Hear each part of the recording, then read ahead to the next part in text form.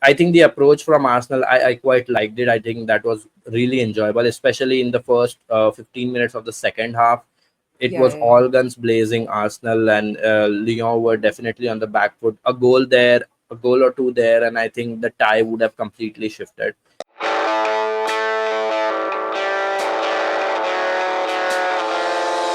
Hello, all you wonderful, wonderful people out there. Welcome back to All About the W. We are recording our review of the two Champions League semi-finals, and unfortunately, Kai could not be here because of some personal commitments. But we got you covered.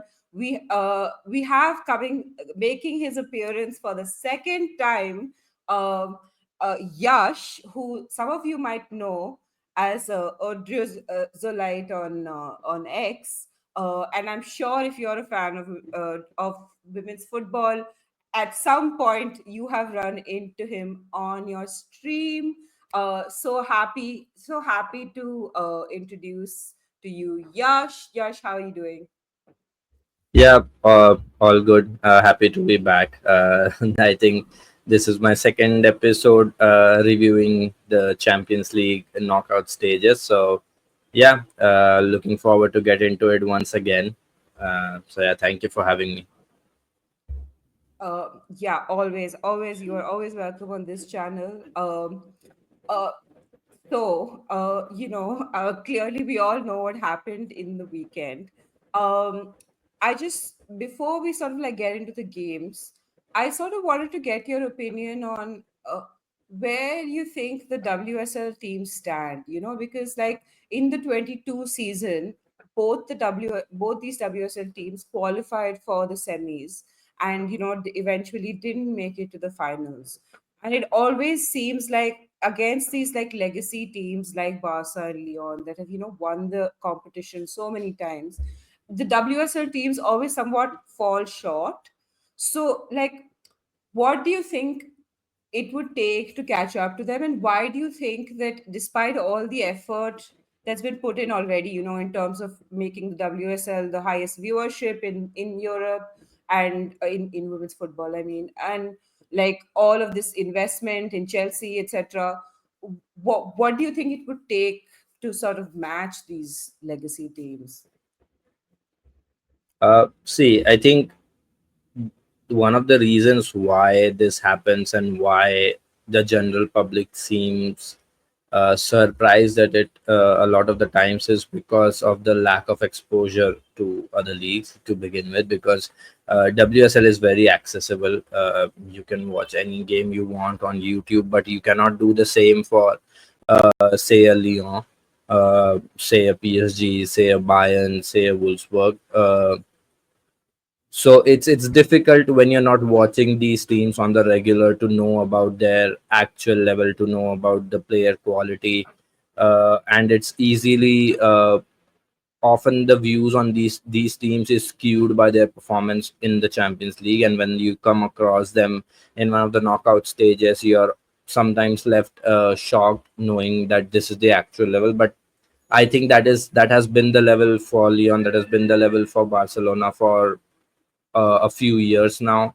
And I think that is what the WSL teams are trying to catch up to. And it will take some catching up to it. There is no denying that the amount of money, the amount of investment that happens in the WSL clubs is a level ahead compared to the rest of the Europe. But the thing is, like, the talent pool isn't limited anymore. There are quality players all across.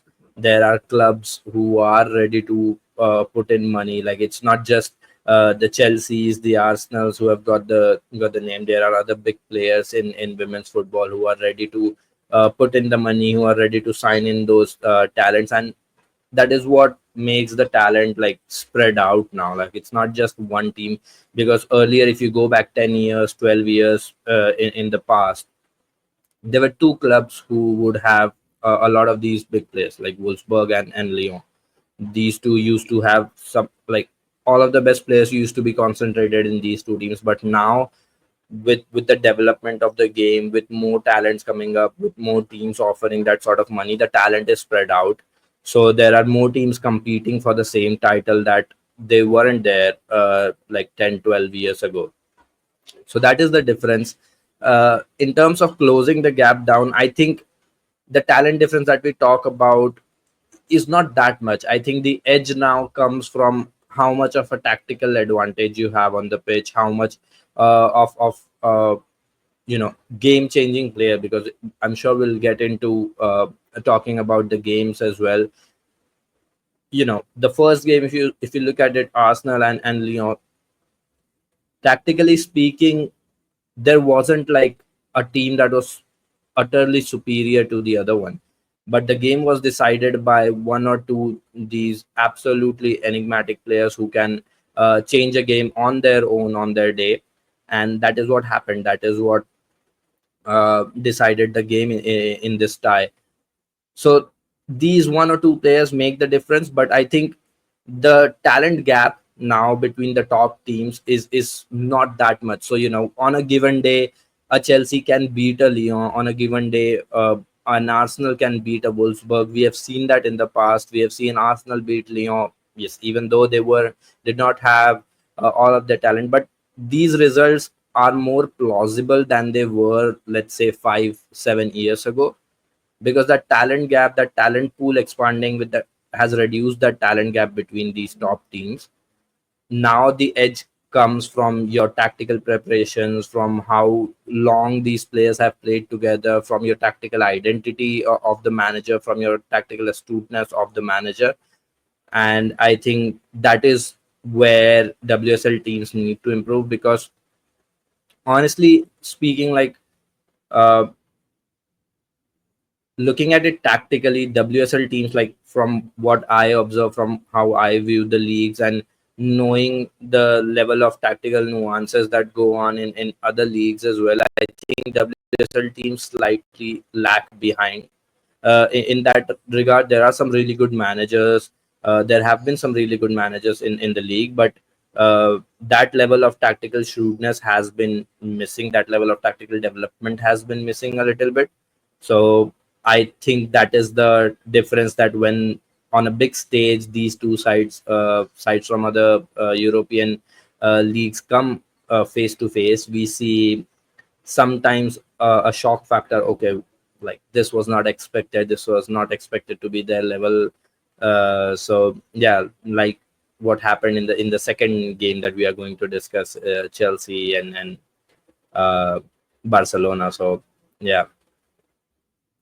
Yeah, absolutely. I think, there's just been Kai and I were discussing this the other day about how much data science is now being starting to be seen in like women's football in terms of tactical analysis, in terms of how they see, the breakdown of play, etc. And I mean, you do some of that as well, on your on X, for all of us fans. And I feel like England's now catching up to the rest of the world in terms of like thinking about these things tactically and analyzing all of the data science and stuff, and hiring experts to do that sort of work. So yeah, I absolutely agree with you that tactically, the WSL teams do need to step it up a notch. Just stepping into the game, I got to give everyone the details. Arsenal versus Lyon, in case you didn't, you were living under a rock and you didn't catch it. Arsenal versus Lyon ended 1-2 to Lyon. Diani scored in the 17th minute, Dumornay scored in the 82nd minute, and Calden take out a penalty in the 78th minute. Like, getting into the game, like Arsenal, initially I think Arsenal might have been happy to see Renard on the bench and to have Russo fit. However, like I kind of had a question about having Russo play, because what happened was like Russo didn't look like she was 100% fit, and I felt like centrally they were sort of like missing a target person simply because like Russo wasn't as sharp as she might generally be. And really, I thought like when Blackstenius came on and there was a person to run it from behind, like even Manum, like Manum was behind Russo, and Manum in the first half was getting all the best opportunities, Yeah. because Manum was that central person. Unfortunately, Manam did not manage to convert any of said opportunities, but they were there for the taking. So, what do you think that it was a mistake on Rene Slager's part to play Russo? Um, I wouldn't say it was a mistake. I think it was a thought out plan to sort of start Russo initially and then bring on Blackstenius to get on it in the final 30 minutes when the opposition gets leggy, and she can make the most of it. I think Rene has tried starting both of them against Madrid, and it did not work out. So I think she has realized that only one of them can start at a point, and I think the decision for this game was based on the fact that they wanted to press, and I think despite Russo not being that target player in the box and everything, I think she did a commendable job of defending front foot, of pressing what Arsenal wanted to do to Lyon, and I think that is why Rene went with Russo. Yes, she did not look 100% because in the last couple of months she has been in a splendid form. She has been scoring goals. She has been helping out defensively with her pressing as well. But the scoring goal part was missing, and getting into dangerous position part was missing in this game. But yeah, I think a lot of it was by design. I think Arsenal were looking to sort of keep Lyon in their own third and win the ball in their own third and try to create opportunities from that. And I think honestly, if you look at the entire game, it's difficult to say that Lyon were the better side and should have Yeah. won, because Arsenal had equally very good opportunities to sort of take advantage of, but that header that just did not arrive for them, and that made a big difference at the end. So yeah, I think it was by design. It wasn't a mistake. I think that is exactly what Rene wanted, to be honest. And then when Blackstenius came on in the second half, I think we could immediately see that the sort of impact that she was having with her runs in behind. And now Lyon had to worry about a threat that can run in behind constantly off their shoulders. So it gave Lyon a lot more problems to take care of in the second half. Yeah, I agree with that. I think I do think just the one thing that I do worry about is because like Lyon have these amazing forwards, people like Demornay, for example. I'm wondering if Slegers. I'm not saying that you didn't have to have a high line, but I sometimes thought that Arsenal's line was a little too high. Like it was literally at the halfway line, maybe two steps backwards might have benefited them when they're like when Leon were in transition. Um, how do you Yeah, do you I think? yeah, I mean, is look, the scoreline makes you think that maybe playing a slightly conservative approach maybe have would have resulted in a different outcome. But I think when you are committing to the press, yes, Yeah, it's not going to be an entire 90 minutes where you press them, but I think when you're committing to the press, you have to go all in. If your forwards are running up to the center backs to press them, I think your defensive line has to move up, and I think your defensive line has to close down that gap, because if that gap increases, that allows players like Heaps and everyone to sort of pick those positions in yeah, between the midfield and defensive lines and play the passes. And I think that is what happened on the second goal. There was a slight lapse, and Lyon made them pay for it. But yeah, I think the approach from Arsenal, I quite liked it. I think that was really enjoyable, especially in the first 15 minutes of the second half. It yeah, was yeah, all guns blazing. Arsenal and Lyon were definitely on the back foot. A goal there, a goal or two there, and I think the tie would have completely shifted. It's very easy to yeah, sort of take the result into consideration and say, okay, maybe Arsenal sort of got it yeah. wrong there. Maybe they should have played slightly conservative and not give all of that space in behind. But I think if they would have allowed Lyon as much time on the ball to pick their passes, to pick their moments, I think the scoreline would have been much worse, because Yeah. you have to understand that they were playing with Leah Williamson and Steph Catley as the center backs, and they aren't the two very quick center backs on their day either. So having players like Diani, Chavinga, Dumornay, all of them running at you and moving all over the space in the box can Hmm. make life difficult if you're trying to just sit back and defend a lot of the times, because Lyon side has a lot of options. They have the luxury to bring on somebody like Ada from the Hegerberg from the bench. So Yeah, yeah. a luxury most teams don't have. So they have a lot of options in attack to hurt you, and I think deciding to defend for 90 minutes against this side is was not going to end well. So I think I like the approach from Rene, to be honest. Yeah. Yeah, same here. Like I thought at the end of the first half, like I think they were just there was nerves kicking in at the starting. By the end of the first half, you could see that Arsenal were getting a bigger and bigger foothold into the game. And then in the second half, they just came out like raring to go. Like Yeah, I think for the first like 15 to 20, 15 minutes or so in the second half until all the substitutions happened, I think yeah, it was pretty much Arsenal's game. uh, a small word on Damaris Egarola. She made 6 recoveries, 3 interceptions, 5 clearances, of which 4 were headed clearances. One was a fantastic off the line clearance, and yeah. she won like 3 out of 5 of her 5 tackles. How important is uh, was she in this game to that Lyon midfield? I think I think over the last couple of seasons, I think Damaris has been one of the best defensive midfielders in women's football, and I think that potential has been there ever since she was playing for Athletic Club. Ever since Everton picked her up, and then in 6 months she moved to Lyon. There was a reason for that. She is wildly talented. In this game, with the press that Arsenal had, I think Lyon was struggling to stitch passes, and with the waves of attack that you mentioned in the second half, the 15-minute period where Arsenal were absolutely all over Lyon, I think having a figure like Damaris in the midfield in such situations is very vital, because you mentioned all of her defensive actions, her defensive metrics from the game, and I think she's just that good. Like, she can do that.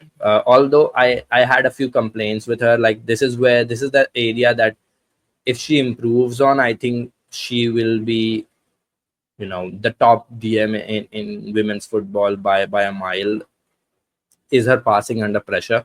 I think Lyon lacked that. Lyon lacked somebody who can, take the ball under pressure and release that pressure and play a forward pass while retaining that possession. They did not have that. Every time the Maris was pressed, she did not have that sort of calmness to, pick her passes and everything. Her passing accuracy wasn't the best in this game either. So that is one element that I want her to improve. But defensively, like you mentioned, that uh, one defensive intervention where she defended the ball off the line, and the goalkeeper was off the line, and she went in and defended that. I think she has that read of the game really really well, and she has improved in that aspect a lot as well. So whenever there's a loose ball on the pitch, you will find Damaris somewhere around that, and I think that was very very vital for Lyon to survive that dominant period from Arsenal in the game. Yeah, I absolutely agree. I do think that it's important when you're facing a team like Arsenal to be press resistant, because Arsenal, Yeah, for all of their faults, are great at pressing. Like I think yeah. they perhaps in the WSL the best team in terms of like pressing.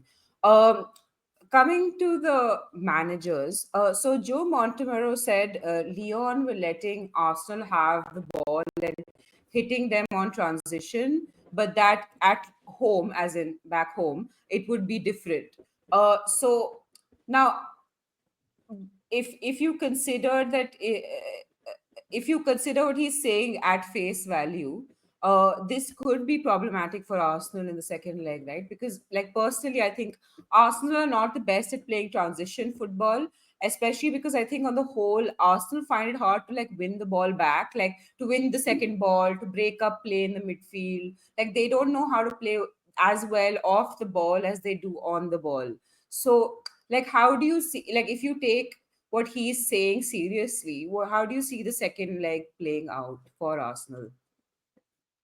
I think if Joe means what he's saying, that they won't. I think that I that is not going to be true, because Lyon this season overall have been a side that has thrived on transition, and I think it is the Yeah. reason that it has worked so well for Montemuro, because with if you look at his stint with Arsenal, if you look at his stint with Juventus as well, these were two sides that were so slow in possession, so patient in possession, trying to build, trying to get into the final third, playing these short passes, that they lack that different sort of dimension in attack that can hurt the opposition on the counter. And they always wanted to score that perfect goal, so they were trying to build up, they were trying to play that cut back and score that cute little goal. But this Lyon side is exactly, or this Lyon attack line is exactly the antithesis of what Montemuro sides are. Usually, Montemuro sides have not so pacey forwards who are good on the ball, who like to combine well with the midfielders and everything, and like to cross the ball a lot. But this Lyon side has players who are excellent at running with the ball at their feet. They can pick the ball up from the halfway line, run the entire pitch, and score a goal on their own. And they Yeah. can do that within a few seconds. So, this is exactly what is making it work for Montemuro, because even if they are slow in possession at the back, they just need 3 seconds to get on the other end of the pitch and finish the job. So, I think that is why it's working. But like you mentioned, Arsenal not being that good at winning the ball. I think the midfield in this game was also a little bit of issue for Arsenal, because if you look at the metrics as well, and I posted this on my profile as well. I think Arsenal were crossing the ball a lot, but they weren't able to find the target in the box, because initially before Blackstenius came on, the only target in the box was Manam. She could not make the most of the chances that fell to her, but she was the only player that they could target, right? And there was a lack of penetration from the midfield, from players like Kim Little and Mariona. Like they had their own good game, but you need a sort of line breaking presence in the midfield somewhere to sort of break the lines through the middle as well. And I think a player like Kyra Cooney Cross can maybe do that. She can carry the ball through the middle and add that element of variety in progression, because Arsenal, a lot of the times when they had the ball, Lyon would just fall back and they would defend deep. So Arsenal just had one option to go around their block, and that is to cross the ball. And that did not work, because Wendy was not playing in this game. You have to realize that. And if she comes back in the second leg and she's playing there, it's very difficult for to see Arsenal winning those sort of aerial battles in the box again. So crossing might not be the best tactic going forward when coming up against an aerially dominant player like Renard. So Yeah. these are a couple of things that I think Rene will consider, Rene will think upon. And I don't buy Montemuro's statements about them not playing on transition. I think when your side is built to play on transition, you play on transition. There is no there is no one way to play football. You play to the strength of your team, and I think the strength of Lyon right now is to play on transitions, and I think they're doing it really, really well. Yeah, yeah. I absolutely agree. And like Kai and I were pointing out Wendy Renard's absence being the reason Arsenal perhaps were going for those aerial crosses. Because I was just like, what is the point of all these aerial crosses if they're not going to manage to get a head under it? But Yeah, but yeah. Anyway, moving on from Arsenal, because we've been talking about them for a while, and as a Spurs fan, I never like to spotlight them. To Barcelona versus Chelsea, and I love to spotlight this game because Chelsea were thumped by Barcelona 4-1. Pujol scored in the 35th minute, Pina scored in the 70th minute, and the 90th minute, Paredes in the 82nd minute, Baltimore scored for Chelsea in the 74th minute. Now, there's like, I don't even know how to discuss this game, but I will try. Like, Chelsea's midfield. Let's start with Chelsea's midfield. Okay, I just had a personal problem with Chelsea's midfield, so that's why I'm breaking it up first. Uh, so they really struggled in this game. Like they didn't track their runners. They had no composure when they did win the ball back. And like I've been concerned about Chelsea midfield, especially since the signing of Kira Walsh. Now, what is your take on these experiments that Sonia has been doing lately? Like, just because the Walsh captain partnership worked against a barely present injured Man City, like since then she has been like, these are my two favorite midfielders, you know. And I feel like it's just not working, especially like Walsh, but the combination of Walsh and captain, especially, I just feel like it has not worked. And there are people sitting on the bench who can replace them. That's a place where Chelsea has depth. So I don't understand why she keeps persisting with Walsh. What do you think it is? I think there are two sides to it.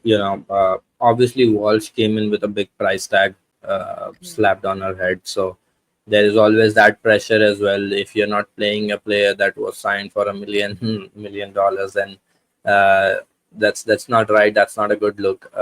But I think beyond that as well, I don't think Walsh is a bad player. We have seen her Yeah, yeah, do of course. exceptionally well in that role. I think the issue is that Chelsea are not using her in the build up. If you're not going to use Walsh, or if you're not going to allow Walsh to get on the ball as much as possible right from the center backs, like if she is not your first out ball in the build up phase, then I think you're doing something wrong. Walsh thrives when she gets on the ball as much as possible. You have to get her on the ball as much as possible. She has to be the player with the most touches at all times if she is on the pitch. You have to make use of that, and I think Bombastar is failing in that regard. And I think uh, you know I mentioned it in the previous one as well, that Bombastar, when she was at Lyon as well, she struggled a little bit trying to have a plan B. This is what is happening. One thing worked against City, like you mentioned, and now that has become the norm. Even though like different teams have posed different problems to Chelsea, but they haven't adapted. They haven't like sort of come up with a plan B, or sort of tweak their tactical setup to suit the opposition.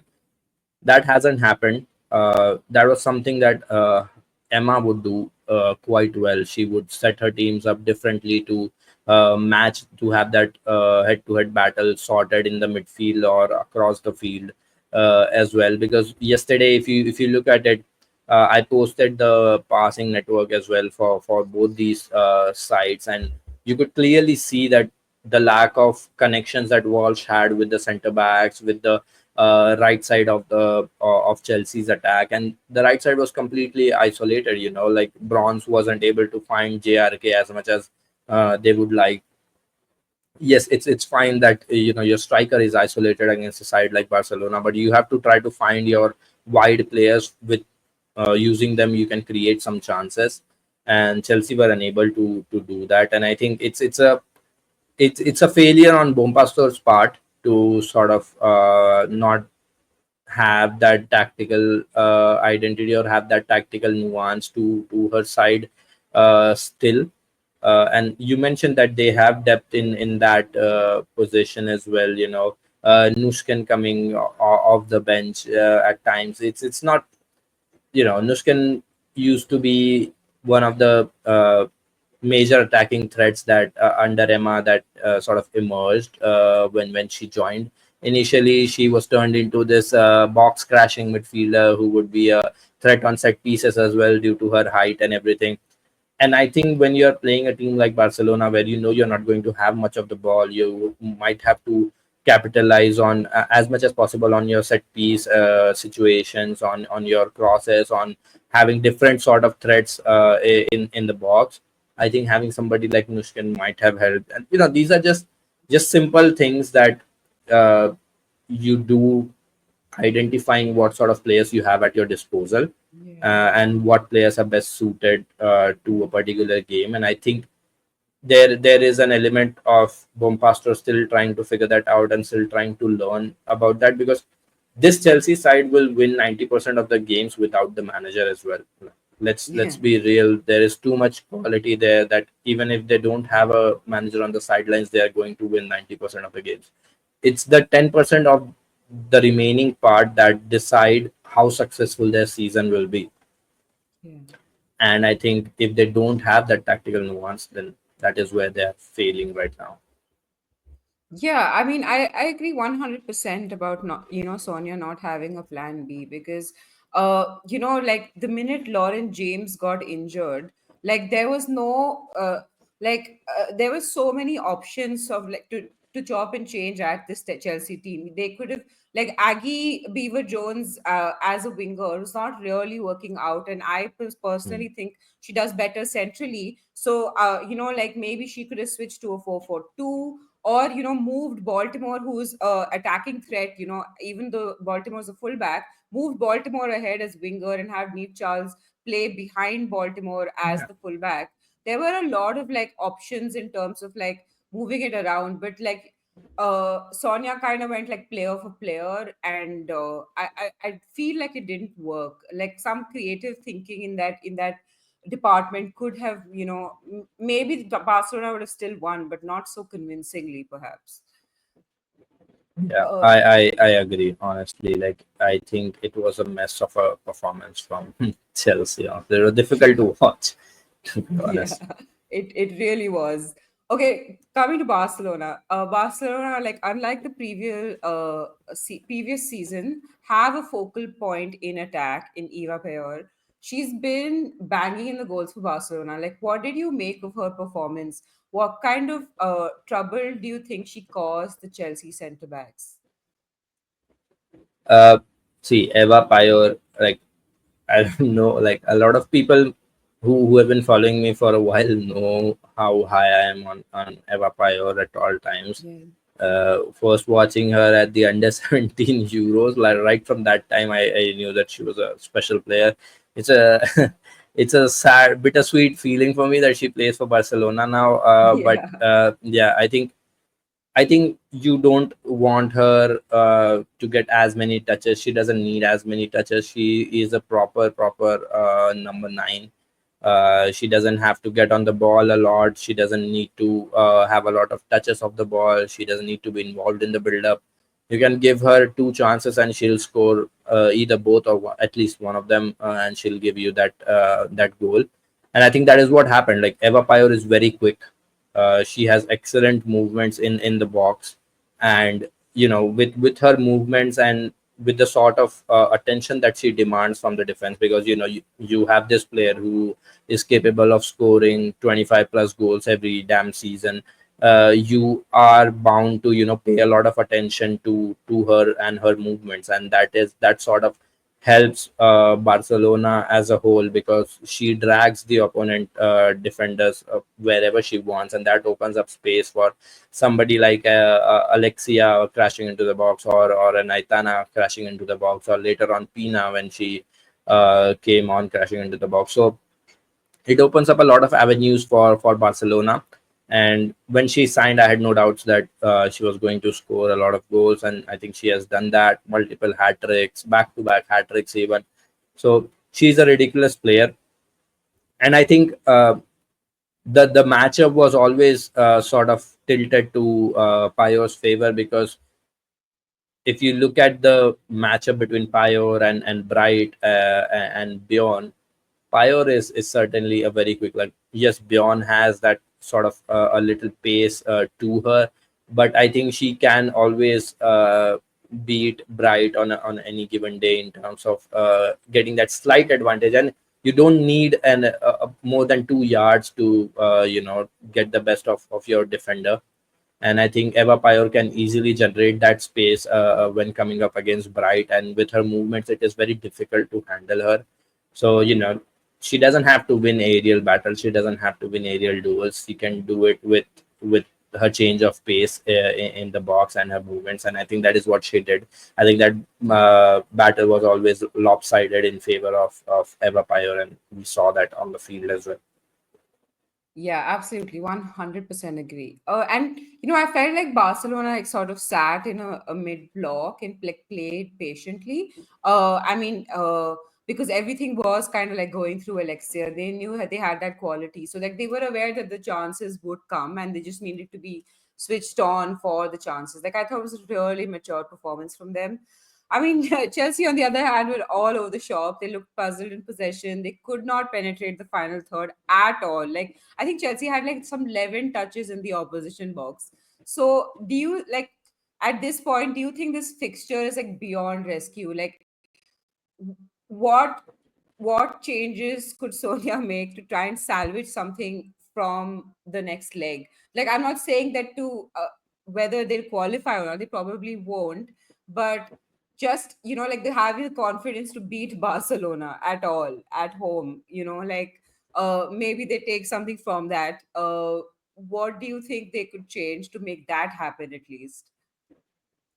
I think it's it's difficult because they could have done a lot differently in the first leg itself, and they didn't. Yeah. So that doesn't strike a lot of confidence going into the second leg in the first place. But yeah, I mean, if I have to play against Barcelona, like I've always said that you have to set up in a back five. You have Yeah. to have your wingers or the wide players sort of put in a massive shift. You have to have a player who can play as that holding role up front, and that is how you sort of mitigate the threats that Barcelona are posing while Yeah. also trying to hurt them on transition. And scoring against Barcelona this season hasn't been a problem. A lot Yeah. of teams have scored against them. Their defense isn't at the peak or isn't the best right now, and I think you have to take your chances with that, and you have to I think this Barcelona team is there for the taking. Like, this Barcelona team is Yeah. probably not as solid or as complete as of seasons past, and they're there for the taking. But I don't think that Chelsea are going to do that, because if that is what I feel like Bompasso lacks. The changing up Yeah. the setup, the changing up of players to sort of suit the opposition better. I don't think that is going to happen in the second leg out of a blue immediately, Yeah. after it has not happened in the entire season. And it's difficult if you're going to compete with Barcelona on the basis that maybe on a head-to-head talent level basis will beat. Then that is difficult, because Yeah. that I lineup is mean, stacked. Yeah. yeah, they have that Ballon d'Or midfield, but Yeah. like I also feel like with like all they had to do was look at like Barcelona have lost three times this season, which is rare for them. I think against Real Madrid, against Levante, and who was the third team? I forget. Um, City, they have lost. No? Oh yes, City. How can I forget? Yeah. So like I feel like there were lessons to be taken from all three losses Yeah. that I think Sonia did not like mm, account for or take into consideration. But anyway, it is what it is. Unfortunately, I feel like Chelsea are definitely out of this. Arsenal, on the other hand, do have, I think, some hope. I think it's not all hope is not lost. I think an early goal in the second leg, perhaps, and things could be even Stevens. And I know they'll be playing away from home, but they do Yeah. have the quality. And Chloe Kelly, so obviously Alessia Russo will be 100% fit by then, and Chloe Kelly will be 100% fit by then. So that could put a different spin on things, I think. Yeah, definitely. I think Arsenal are much better placed to make a sort of a comeback in this tie than Chelsea are, definitely. So yeah, let's see what happens. Yeah. Okay, Yash, thank you so much for joining us, for putting up with me droning on, all of that. Where can people find you? So you can find me on Twitter or X, if you want to call it that. I am at Odriozolite. I think they'll have it in the description as well. I write a newsletter as well, which hasn't been frequent, but I do post on it sometimes, which is Dribbles and Nutmegs. You can subscribe to it, it's free. And yeah, I mean, we also have a podcast discussing Real Madrid Femenino specifically. So if you would like to hear me ramble a lot more tactics, a lot more numbers, all about Real Madrid, then you can watch our YouTube channel called Las Blancas. So yeah, that is where you can find me. So everyone who's tuning in, please make sure you do that. Follow Yash on X. Go subscribe to the Substack. Go to Las Blancas right now. Go subscribe. Whatever you can do. I mean, and do the same for us as well. Like, subscribe, comment, share, all of the good things. And yeah, we will see you tomorrow now with Kai, just Kai and me, back to the unfortunately back to the good to us boring lot, for a WSL game breakdown. So see ya. Bye bye, everyone.